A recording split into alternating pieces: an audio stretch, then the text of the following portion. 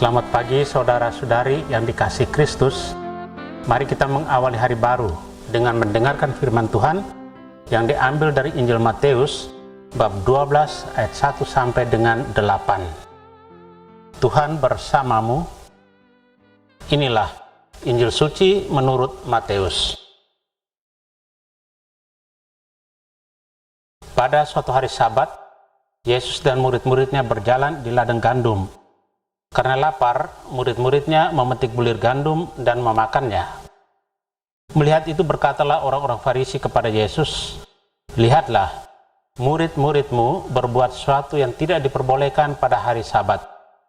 Tetapi Yesus menjawab, "Tidakkah kalian baca apa yang dilakukan Daud ketika ia dan para pengikutnya lapar? Ia masuk ke dalam bait Allah, dan mereka semua makan roti sajian yang tidak boleh dimakan kecuali oleh imam-imam. Atau tidakkah kalian baca dalam kitab Taurat bahwa pada hari-hari Sabat imam-imam melanggar hukum Sabat di dalam bait Allah, namun tidak bersalah? Aku berkata kepadamu, di sini ada yang melebihi bait Allah. Seandainya kalian memahami maksud sabda ini, yang kukehendaki ialah belas kasihan dan bukan persembahan, tentu kalian tidak akan menghukum orang yang tidak bersalah, sebab Anak Manusia adalah Tuhan atas hari Sabat." Demikianlah sabda Tuhan.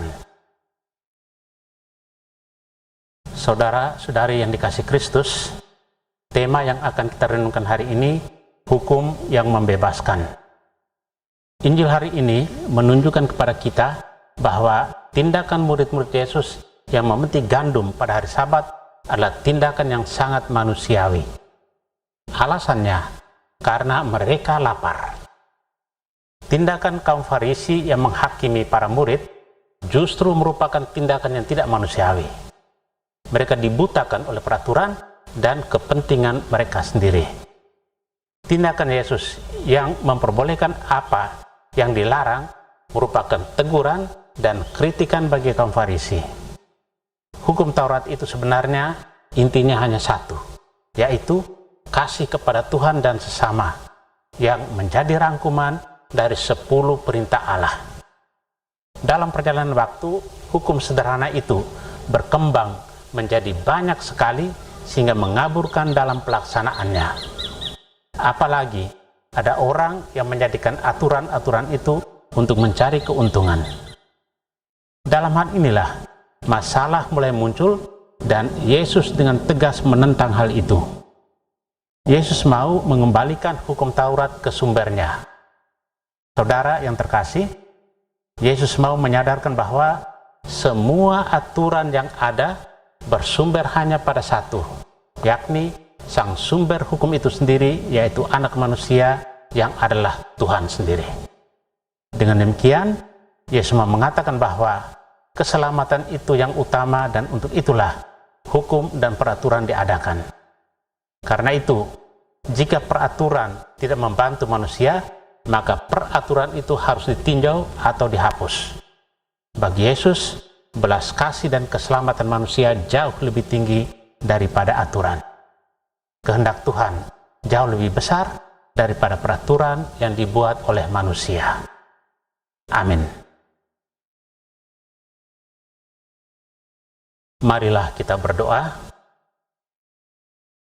Tuhan, pagi ini kembali kami naikkan syukur dalam doa dan permohonan. Terima kasih sudah menjaga kami saat tidur maupun bangun. Terima kasih untuk udara sejuk dan segar pagi ini. Tuhan, kami hendak beraktivitas. Kami mohon tuntunan dan pemeliharaan-Mu. Jauhkanlah kami dari yang jahat, dan berilah kami kekuatan dan kesehatan. Ajarilah kami untuk saling mengasihi dan mengampuni. Kami serahkan hari ini ke dalam tangan-Mu. Kristus terang dunia, berkatilah keluarga-keluarga kami, jadikanlah kami alat kasih-Mu, dan pantaskanlah kami menjadi hamba-Mu yang setia. Amin.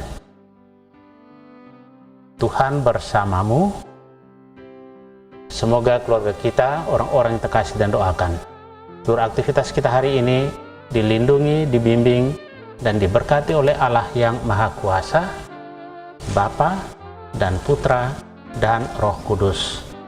Amin.